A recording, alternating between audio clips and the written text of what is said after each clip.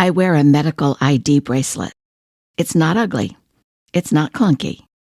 And fortunately, I don't have any medical issues. But there is a medical emergency message engraved on my bracelet.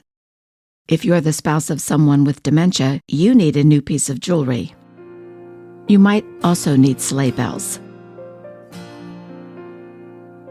You're listening to My Spouse Has Dementia, a podcast that uses personal stories, occasional interviews, and simple rituals to support caregiving spouses. I'm Zita Christian, writer, life cycle celebrant, caregiver. My husband has Alzheimer's, late stage. Dementia creates unique hardships for a caregiving spouse: financial decisions, end-of-life arrangements, family pressure, anger, grief, changes in physical intimacy, and those are just some of the challenges you'll face. I hope that by sharing my journey with you, you'll find something helpful, a new perspective, a moment of humor, and a way to survive. This is episode number 4. My husband was diagnosed with dementia in 2014. In the first few years after that, I was certainly concerned, but I wasn't alarmed. That changed in 2017. That was the year we stopped going out to eat. Being in a restaurant, even our favorite neighborhood restaurant, made my husband anxious. He couldn't read anymore, so when the server came to take our order, I'd say something about having left his glasses at home, and then I'd order for both of us. The restaurant didn't have a family bathroom either, so that also became a challenge. That year, 2017, was also the year that Dick had to give up the car. He hadn't been driving for over a year, but his car was still parked in front of our house, and that's a story for another time. That was also the year Dick had the worst of the nightmares. One in particular was so violent, so threatening, I slept in the guest room for 3 nights, with the door locked.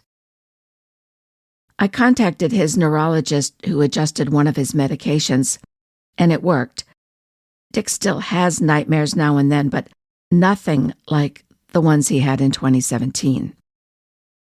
I officiated a lot of weddings that year. I married couples in Connecticut, Rhode Island, Massachusetts. Dick would often come with me to the rehearsal. I'd just find a quiet place where he could sit and watch, and as long as he could see me, he was fine. Now, rehearsals are casual and filled with laughter. Families are smiling, couples are kissing, and Dick enjoyed the atmosphere. And I enjoyed having him with me on drives that were sometimes an hour, sometimes 2 hours. Eventually, though, he just couldn't simply sit and watch.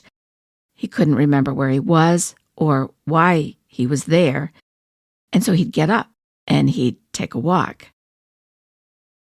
Worrying about my husband meant that I wasn't being fully attentive to the rehearsal, so I knew I had to make a change. I told Dick that from then on, I needed some quiet time before the rehearsal to gather my thoughts, and that it would be best if I went alone. In the years that followed, that was just one of many little lies that I would tell my husband. On the day of a wedding, my neighbor would come over and stay with Dick, and if she wasn't available, I'd ask my daughter Laurie. As willing as both women were, I knew I had to make other arrangements. My neighbor is a busy woman, and my daughter, also a busy woman, lives 90 minutes away. And now I needed someone to stay with Dick for both the rehearsal and the wedding. Over several years, I tried working with several caregivers through both private arrangements and through agencies. For a variety of reasons, though, they didn't work long-term. So I decided I would book only half the number of couples I usually serve. But when arranging for help still proved too troublesome, I made the decision to put my work as an officiant on hold. Now you have to understand, couples book me anywhere from 8 to 18 months in advance. So even though I decided not to book any new weddings, I still had several on the calendar for that year and the next. Again, I asked my daughter for help. Depending on the time of the ceremony, she might have to come to my house the night before or spend the night on the day of the wedding, and she always said yes. I went back to my neighbor and asked her to cover the rehearsals. She said yes, and I promised them both that there would be no additional dates. I'm telling you this story because if you're a caregiver of a spouse with dementia and you don't have family or friends who can help you, your world is going to shrink. Every patient is different, and so there's no way for me to predict what part of your world will shrink or how much will shrink or how fast it will happen, but your world will shrink. You might find you don't have the time that you once had, or maybe you won't travel as far as you used to, and not only for day trips, but also just for simple errands, and you can forget about vacations. Disrupting your spouse's daily routine, even for what you think would be a great vacation, can be a real source of anxiety for your spouse. The neurology nurse I work with explained that a healthy person can experience a disruption in routine and recover pretty quickly. But that's not the way it is for a person with dementia. Recovery is much slower. And if the disruption is serious, the person might not recover at all. So I do what I can to maintain a routine. For instance, if Dick is sitting in his recliner and I'm in the dining room, he can see me. If I'm in the kitchen, he can hear me. But if I'm upstairs in my office, he can't see or hear me. So he calls out, "Help me, help me, help me." I come downstairs.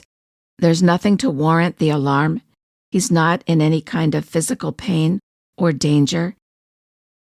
He's not hungry. He doesn't have to use the bathroom. It's not time for his meds.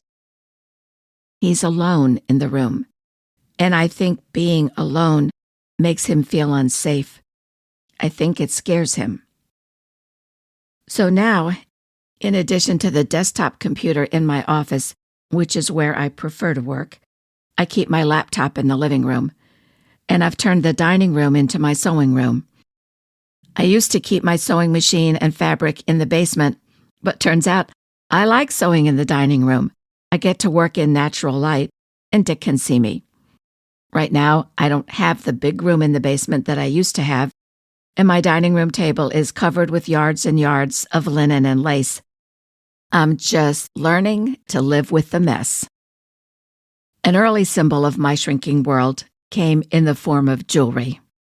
At Christmas of 2018, maybe it was 2017, my daughter Laurie gave me a medical alert bracelet. As I said at the beginning of this episode, the bracelet isn't ugly or clunky. The centerpiece has a rose gold finish, and the band is a series of heart-shaped links.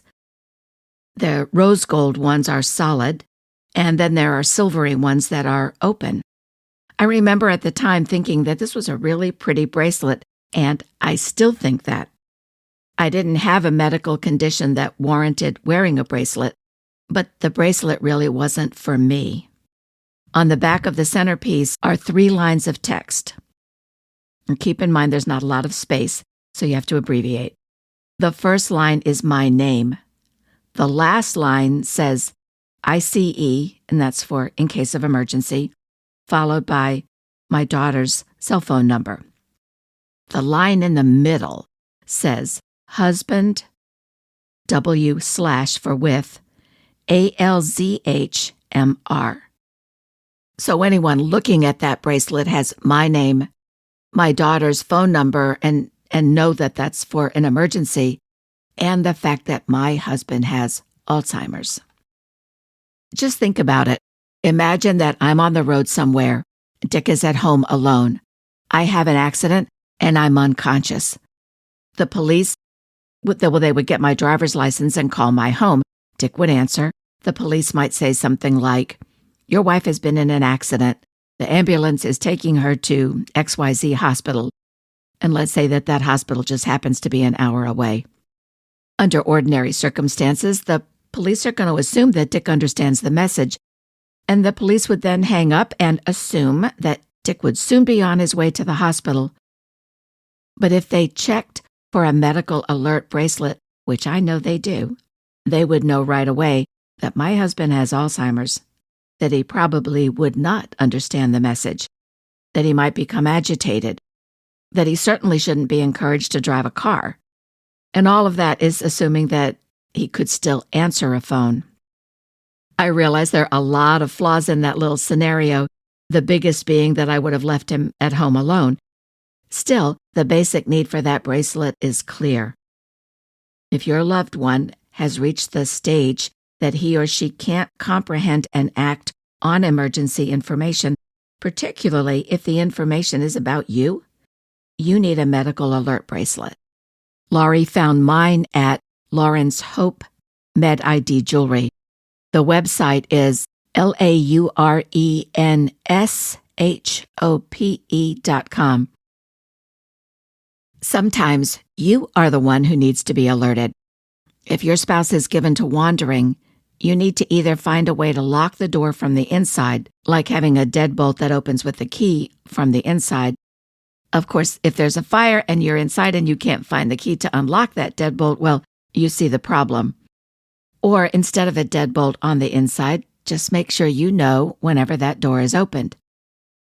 I do say if your spouse wanders, because not everyone with Alzheimer's or other dementia wanders.